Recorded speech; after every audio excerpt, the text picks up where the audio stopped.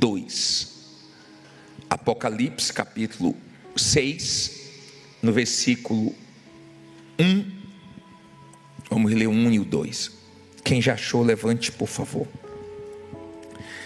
Em nome do Senhor Jesus, meu Pai, nosso Pai, ajuda-nos a entender. Esse livro, o Senhor deixou essa revelação para os teus servos. Os ímpios não entendem nada, mas nós entendemos, porque o Senhor abriu o nosso entendimento. Que essa palavra seja compreendida por todos, meu Pai, claramente. Abençoe em nome de Jesus, eu te peço. Nos dê ouvidos para te ouvirmos. É importante isso para nós. Mais importante do que tudo, a tua voz é que faz a nossa fé ser fortalecida.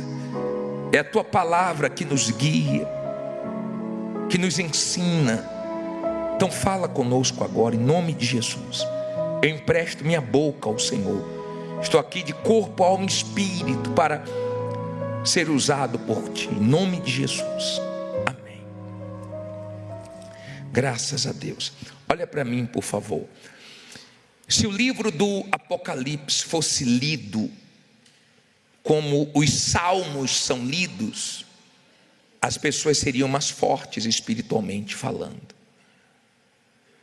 As pessoas gostam dos salmos, as pessoas buscam palavras que dão forças e desprezam esse livro do Apocalipse.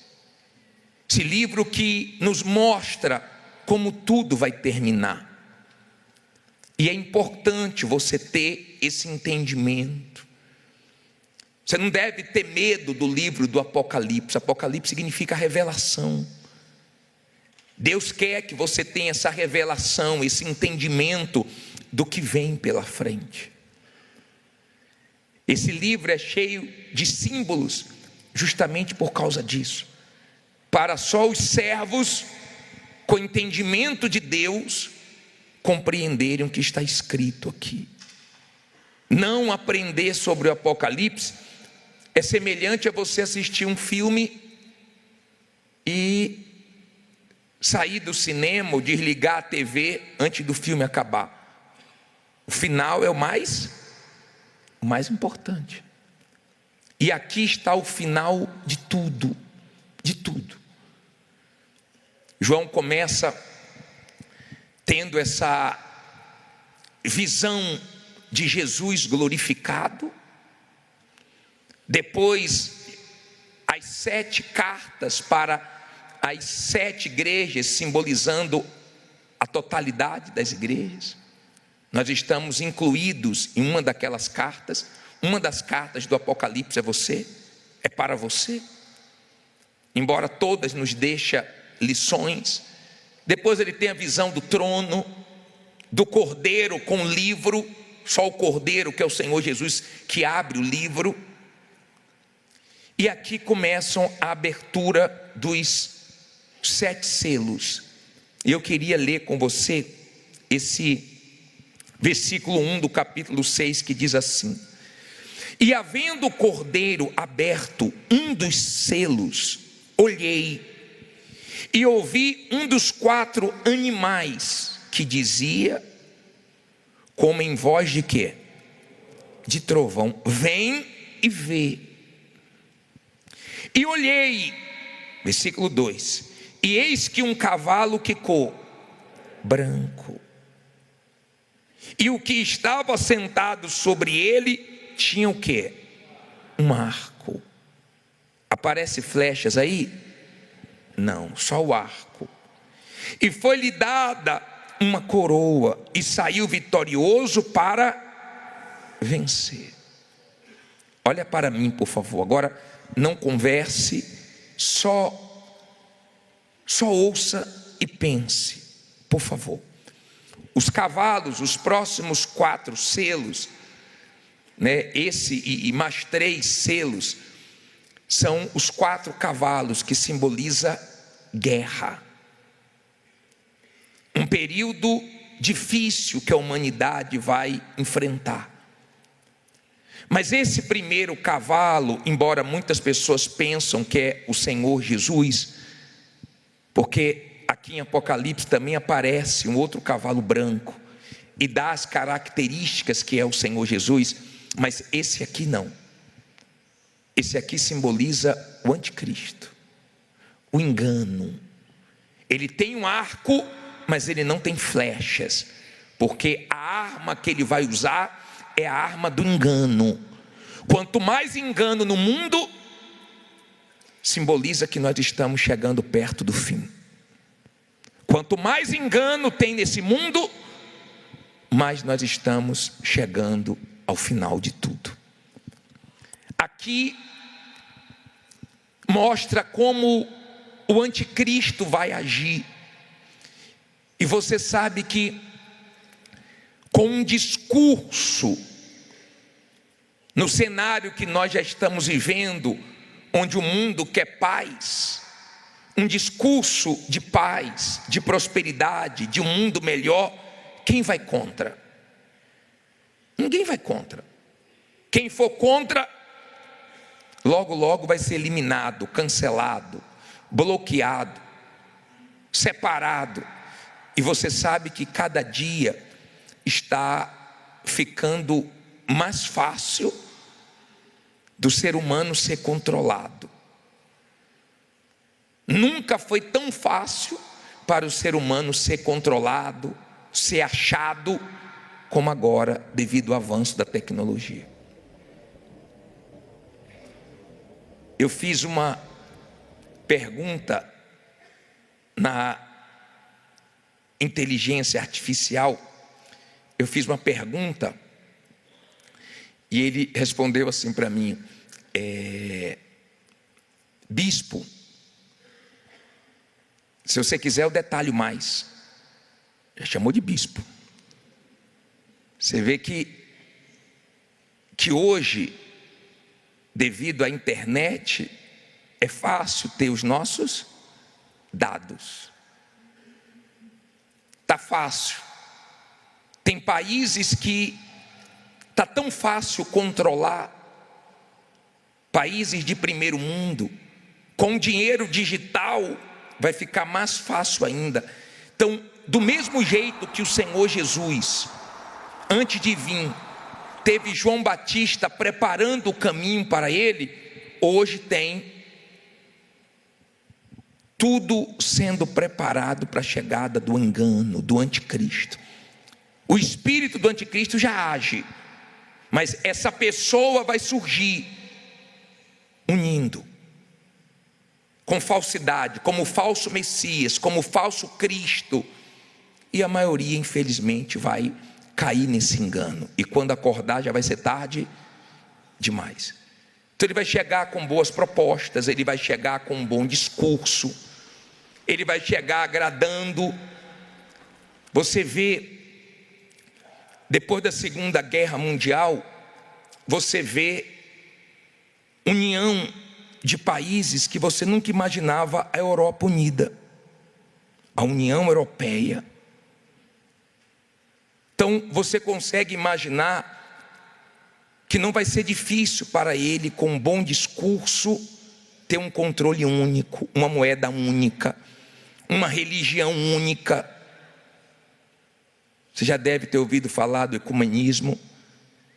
Você sabe que as maiores guerras é por causa de religião.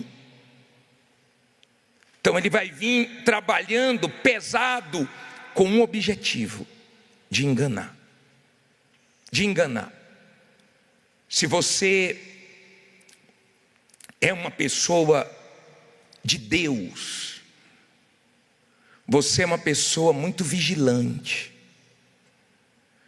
Você procura ter muito cuidado. Se você está bem espiritualmente, você procura ter muito cuidado com a sua vida, para não ser enganado pelo diabo. Muitas pessoas estão dentro da igreja e elas estão enganadas. acerca da própria fé delas. Se você é uma pessoa que foi curado, abençoado, teve vitórias ou está tendo vitórias pela fé, mas morrer sem salvação, você perdeu. A sua fé não cumpriu o papel dela. O papel principal da nossa fé é nos salvar.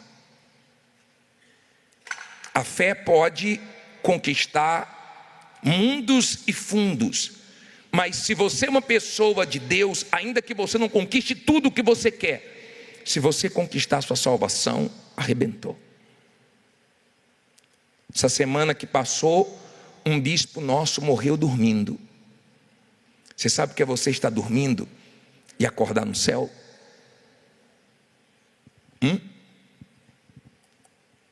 Agora, sabe o que é você ter sido abençoado, curado, ter tido muitas vitórias e morrer para o inferno? O que você vai fazer? Pensa, o que você vai fazer?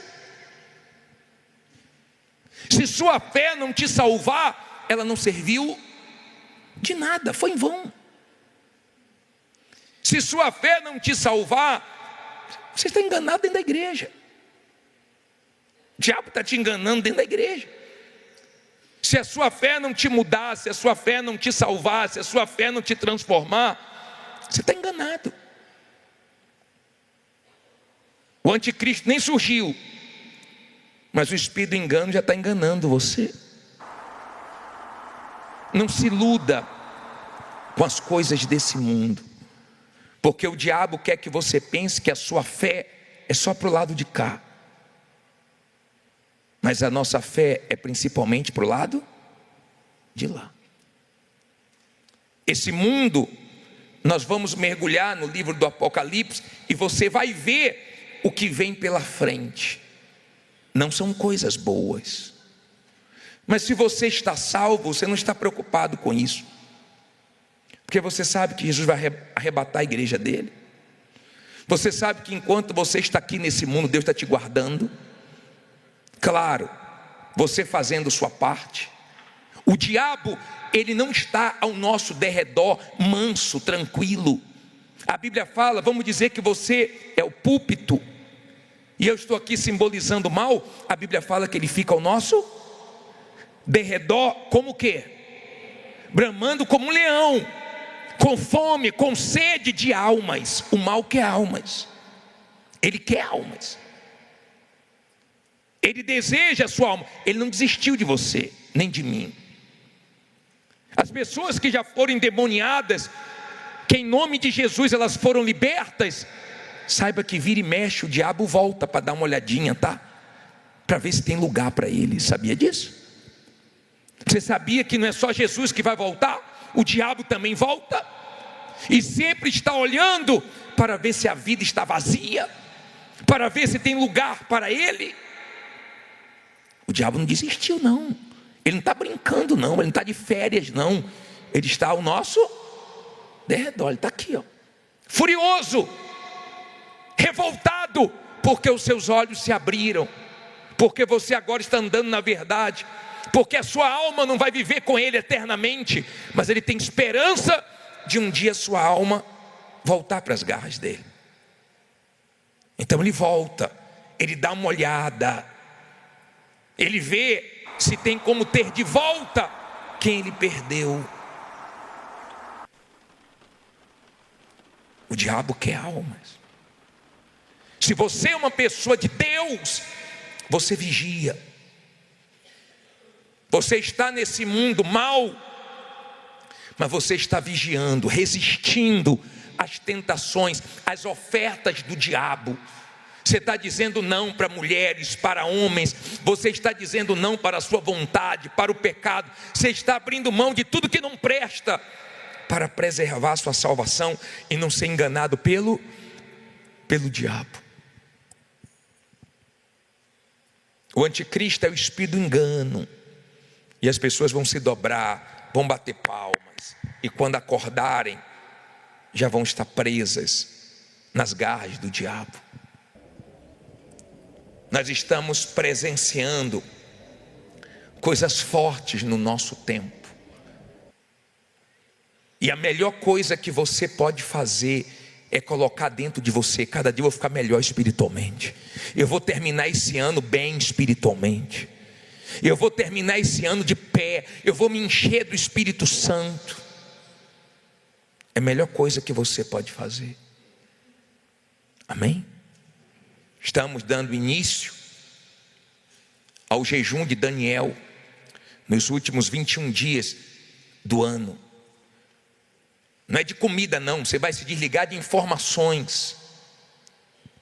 Ah, bispo, mas eu trabalho, eu uso rede social. Usa só para o seu trabalho. Mas procure se alimentar mais da palavra. Procure se fortalecer mais espiritualmente.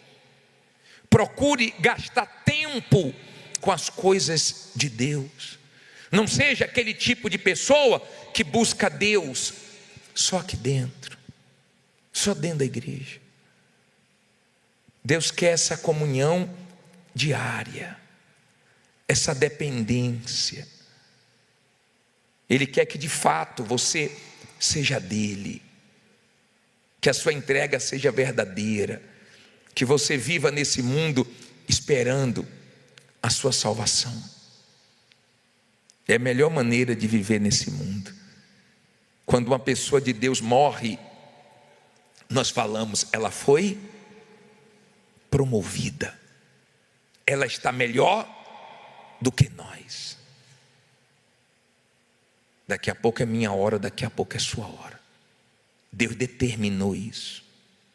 Nós não vamos ficar aqui para sempre, não. Daqui a pouco nós vamos partir. Não deixe o diabo te enganar. Olha esse versículo, capítulo 1, versículo 9 de 2 Pedro. Coloque aí, lê alto aí. Alcançando o fim da vossa fé, as bênçãos. Não é não? É o quê? A salvação das vossas almas. Olha para mim aqui. Sua alma está salva. Você tem certeza? Deus não quer você triste não. Ninguém vai sair daqui triste não. Deus quer você alegre, feliz. Mas a maior alegria que Ele quer que você tenha, sabe qual é? Alegria de quê? Salvação. Às vezes você vê a pessoa com a vida tão simples, mas tão alegre, tão feliz. E você diz: meu Deus, por que essa pessoa é tão feliz? Porque ela está salva. Ela está feliz da vida. Feliz, alegre. Ela pode não ter resolvido tudo ainda. A vida dela pode não ser fácil, pode ser uma guerra. Mas o que ela espera é novos céus e nova terra. O que ela espera é do lado de lá. Por isso que ela tem essa alegria, essa felicidade. Não deixe o diabo te enganar. Se você estiver bem em todas as áreas, mas estiver mal espiritualmente, você não entendeu nada da sua fé. Peço que Deus abra o seu entendimento, que Deus te ajude a compreender de fato o plano da salvação, para que o mal não te engane, mas que você viva atento, para que sua fé cumpra o papel dela, que é te salvar, sair desse mundo vitorioso. Tem várias maneiras que o diabo usa para querer nos enganar. Só quer dizer, bispo, que a gente tem que vigiar todo dia? Exatamente. Só quer dizer que a gente tem que dar tempo toda hora? Exatamente assim. É sua parte. Ninguém pode fazer isso por você, se você quer ser salvo. Você consegue enxergar a luta do diabo para tirar sua salvação? Você consegue entender que a nossa fé tem que ser vigiada? Ela não pode ficar fraca. Já viu o ponteiro da gasolina? Você fica de olho, não fica? Fique de olho também na sua fé. Se o tanque vai baixando e daqui a pouco acende a luzinha, está na reserva, o carro vai parar. Nossa fé não pode baixar. Você consegue enxergar que o diabo luta para te enganar, para te esfriar. Se você não vigiar, você cai. Se você não vigiar, você perde sua salvação. Você consegue enxergar que o mal não desistiu da sua alma, que ele vai investir até o final. Ele já conseguiu vencer pessoas no finalzinho da caminhada, pessoas que começaram bem, pessoas que foram libertas do mal, mas não conseguiram manter o mal longe da vida delas. Você tem que se libertar do mal e manter ele longe de você com as decisões certas. Nós podemos tomar decisões certas. Eu queria orar agora. Se você está dentro da igreja enganado, iludido com as bênçãos, com o que Deus já te deu, com a sua vida nesse mundo, que Deus abra o seu entendimento antes que seja tarde demais. Eu queria orar por você. Essa reunião é pela sua alma. O foco dessa reunião é sua salvação. Se você não tem certeza da sua salvação, se você não tem alegria da salvação, se você precisa se limpar, se você precisa se esvaziar, se você precisa resolver algum problema com Deus, aproveite hoje, porque amanhã pode ser tarde demais. Eu quero que abra os corredores, por favor, e deixe aí a oportunidade para você se entregar. O diabo, quando tem oportunidade, ele não perde não, tá? Ele vai com tudo. Gênesis 28, versículo 10. Levante aí a sua Bíblia, por favor. Em o nome do Senhor Jesus, meu Deus, fala conosco através da tua palavra. Ensina-nos o que precisamos aprender. Ajuda-nos a tirar lições, meu Pai, do deserto ou no deserto. Ajuda-nos a enxergar as pérolas, as riquezas que tem no deserto. Usa a minha boca, meu Pai, e que todos entendam perfeitamente. Nós temos pedido para o Senhor afiar a nossa palavra, para que ela surta efeito e abençoe a vida dessas pessoas. Em nome de Jesus, amém. Deixe a Bíblia aberta em Gênesis 28, 10. Mas eu queria que você olhasse para o telão e primeiro lesse esse versículo de Deuteronômio 8, 16. Coloca na tela aí, por favor. Deixa a Bíblia aberta em Gênesis. Lê alto aí.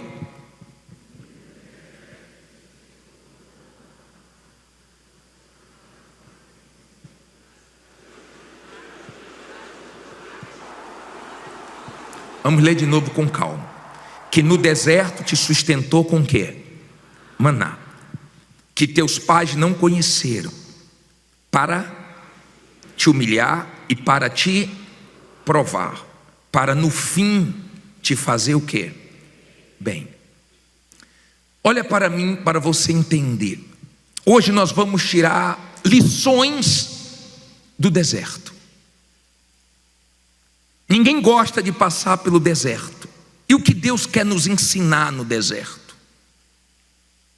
Que Deus quer que venhamos aprender no deserto.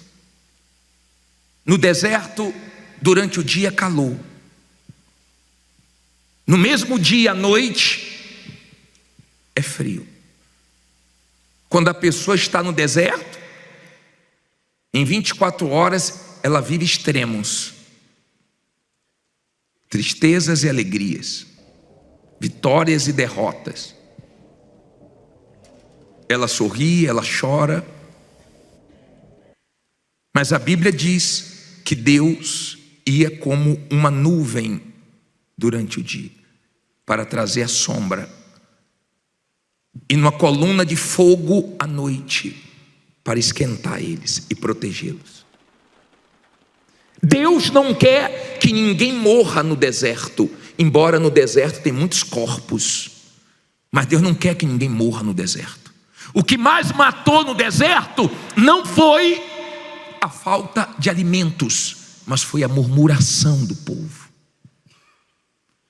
Quem mais matou o povo de Israel foi a murmuração.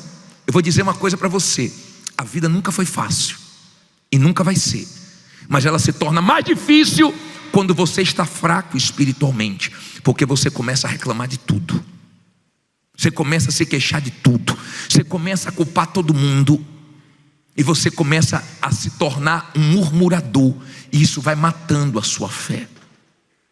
Preste atenção para você entender. No deserto é difícil, porque você sai de lugares que você não queria sair.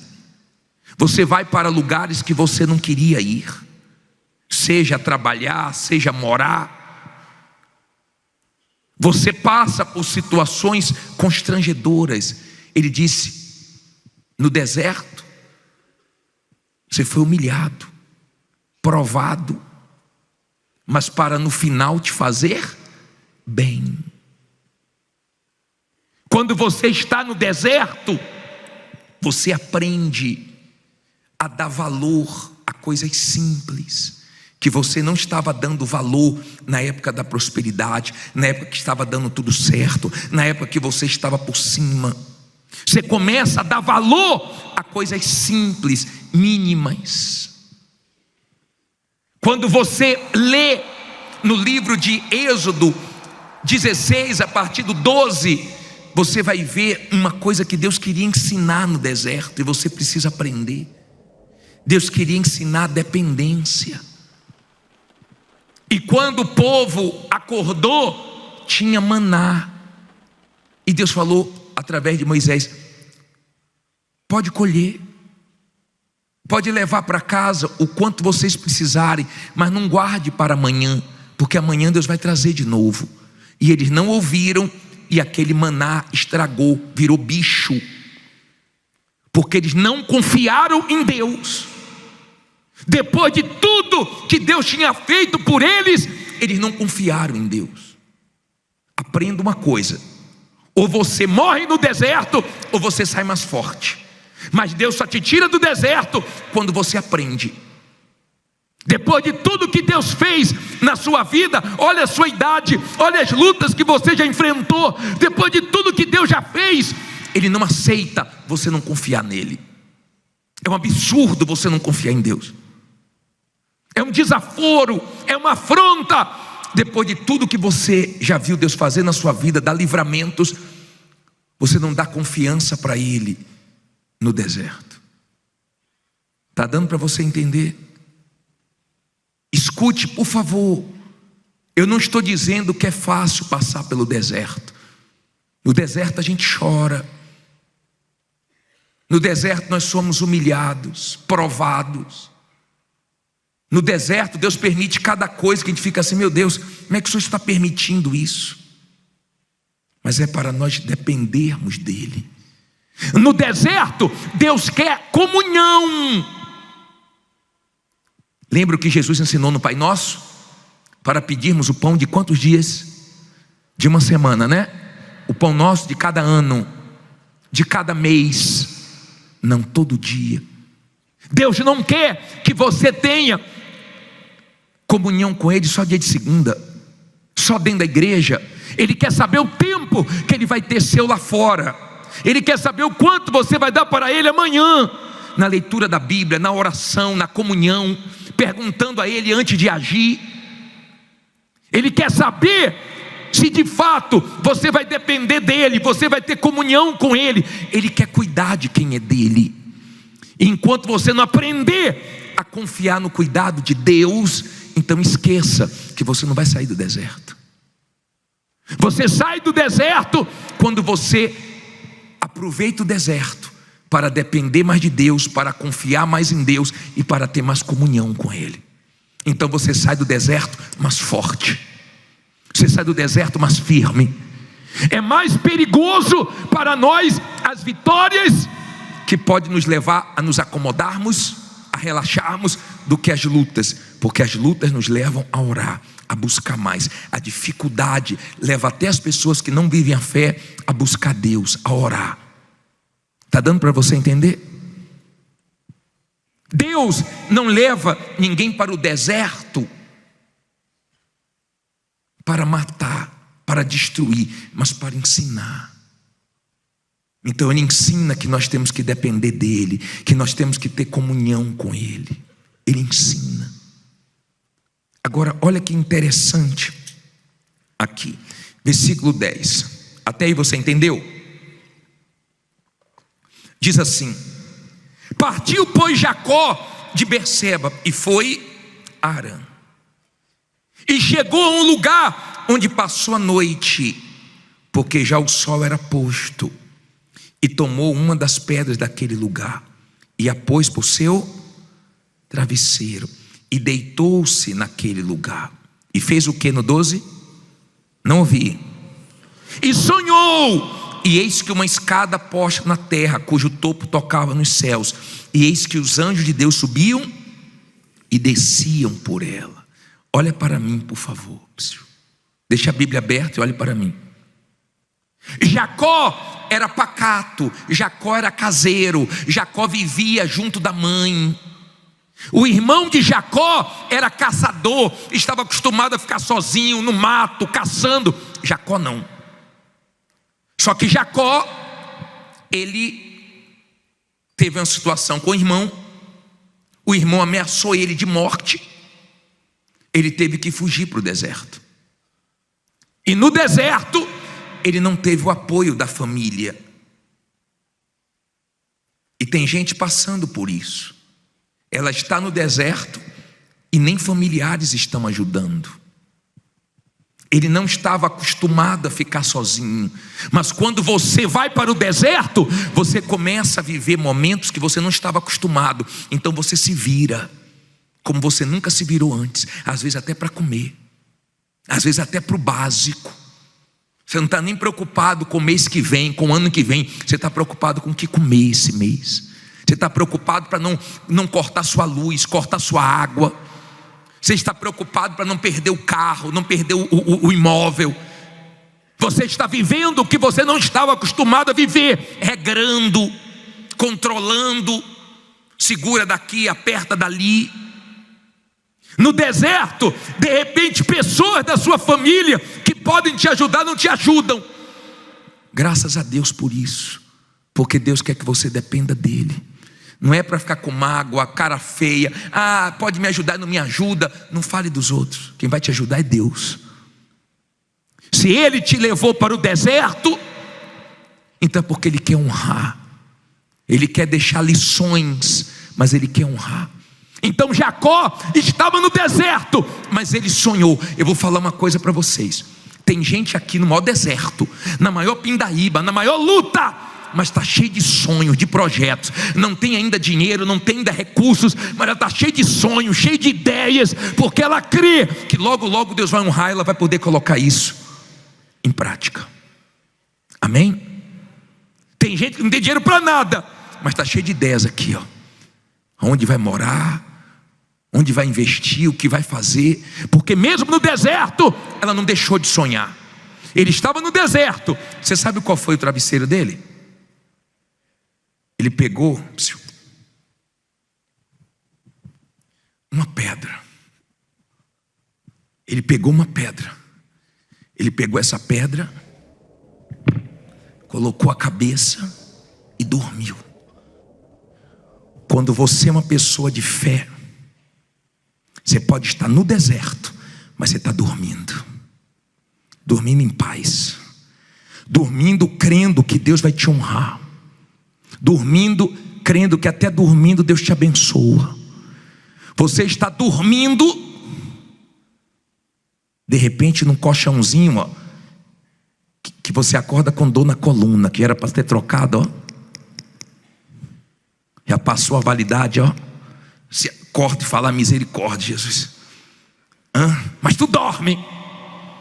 Você está dormindo no travesseiro de pedra, mas tem gente no travesseiro bem macio, não está conseguindo dormir. Numa cama linda, grande, mas não tem sono. Mas Deus está te abençoando nesse deserto que você está conseguindo dormir. Sem remédio. Você não está deixando o desespero entrar. Você deixa os problemas da porta para fora e não deixa atingir seu casamento. Você está na luta. Guerra. Mas está você lá, ó, seu travesseirinho de pedra. Mas é por enquanto. Tá bacana aqui, eu estou gostando. Nunca fiz a reunião assim, né? Óbvio, ele estava com a cabeça na pedra. Esteja com a sua cabeça em Deus. Pare de pensar o pior. Pare de pensar negativo. Pare de ser criança na sua fé. A mulher veio hoje, uns 60 e poucos anos, assistiu o programa, veio aqui falar com o senhor que eu estou de mal com Deus. Já estou de mal com Deus há mais de 10 anos. De mal. Falei, por quê? Não, porque ele não me ouve, ele não me ajuda. Acho que ela botou o dedinho assim, eu estou de mal. Você sabe o que é que Deus quer te ensinar no deserto? Uma fé madura, uma fé que não faça pirraça, uma fé que não fique, eu vou sair da igreja, Deus não está me ouvindo. Se você é uma pessoa de Deus, então você tem que deixar Deus trabalhar do jeito dele. Você tem que aceitar o jeito dele, o tempo dele, a maneira dele, que é melhor do que a sua. E de repente é isso que está faltando você aprender, a confiar em Deus, que ele está trabalhando do jeito dele. Amém? Travesseirinho de quê? De pé, durinho, durinho, durinho. Colchão, misericórdia. Luta. Mas com Deus. Com Deus. Quando você entende que o deserto te abençoa, quando você entende que você pode sair do deserto bem. Uma multidão morreu no deserto, mas Josué e Caleb estavam no deserto, confessando vitórias. Vou sair desse deserto e vou entrar na terra prometida. Se o Senhor se agradar de nós, devoraremos inimigos como se fosse um pão. Fé.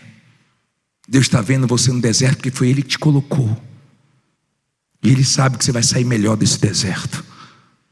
Amém? Mas confesse vitórias. Ou então fique calado, vá dormir, mas não fique falando besteira não, porque isso mata a sua fé. Isso entristece o teu Deus. Depois de tudo que Ele já mostrou na sua vida, você não confia nele, isso entristece Ele. A Bíblia diz assim, para a gente terminar, versículo 12. E o que? Sonhou, e eis uma escada posta na terra, cujo topo tocava onde? E eis que os anjos de Deus subiam e desciam por ela. E eis que o Senhor estava em cima dela e disse: eu sou o Senhor, Deus de Abraão, teu pai, e o Deus de quem? Esta terra em que estás deitado, darei a ti e a quem? Tua descendência. E a tua descendência será como o pó da terra, estender-se ao ocidente, ao oriente, ao norte, ao sul, e em ti e na tua descendência serão benditas todas as famílias da terra. E eis que eu estou contigo, e te guardarei por onde quer que fores, e te farei tornar esta terra, porque não te deixarei até que haja o quê? Haja o quê? Cumprido o que te tenho falado. Aí Jacó ficou dormindo o tempo inteiro. Pode fazer isso amanhã até meio-dia, tá? O que é que ele fez? Acordando, pois, Jacó do seu sono, disse: na verdade o Senhor está neste lugar e eu não sabia. E temeu e disse: quão terrível é este lugar. Este não é outro lugar senão a casa de Deus, e esta é a porta dos céus. Olha para mim, por favor. Ele dormiu, ele sonhou, mas ele acordou e foi para a guerra. Ele não tinha nada ali. Ali ele estava sozinho. Sozinho. E ele disse: Deus está aqui, eu não sabia. Você vai sair daqui sabendo que Deus é com você. Você não vê, mas diante de tudo que você já passou, quem te guardou foi Deus, quem te deu forças foi Deus. Tem gente que chegou aqui pensando que não ia aguentar mais, que ia fazer uma besteira, e já se passaram meses, já se passaram anos, e você está aqui de pé. Amém? Tem gente enfrentando a maior luta, mas você está vivo, e Deus está com você. Deus está com você. Não sei o tamanho da sua luta, mas Deus é com você. Ele disse: eu não sabia que Deus estava aqui. Esse lugar é a casa de Deus, é a porta do céu. Esse lugar que você entrou aqui não é qualquer lugar não, é o lugar onde sua vida vai mudar. Você pode estar certo disso. Ele não sabia o que Deus tinha para ele, estava numa situação difícil, mas tempos depois ele voltou àquele lugar, ele voltou ali, voltou. Quando Deus te abençoar, volte a lugares que você viveu quando você sofria, para lembrar de onde Deus te tirou. Eu gosto de ir nos lugares aonde eu sofria. Eu gosto de ir na igreja onde eu comecei, cheguei sofrendo, e eu voltei lá para fazer reunião anos depois, porque Deus tinha mudado a minha vida. Depois Jacó passou por ali, mas com família, bem sucedido, honrado, porque Deus abençoou. Não reclame do seu deserto. Você pode não estar gostando de muitas coisas que estão acontecendo na sua vida, mas está tudo dentro do plano de Deus, e vai arrebentar, porque o seu Deus não falha, Ele é fiel. Se Deus falou com você através desta mensagem, compartilhe. Inscreva-se em nosso canal e não esqueça de ativar o sino para ser notificado das próximas postagens.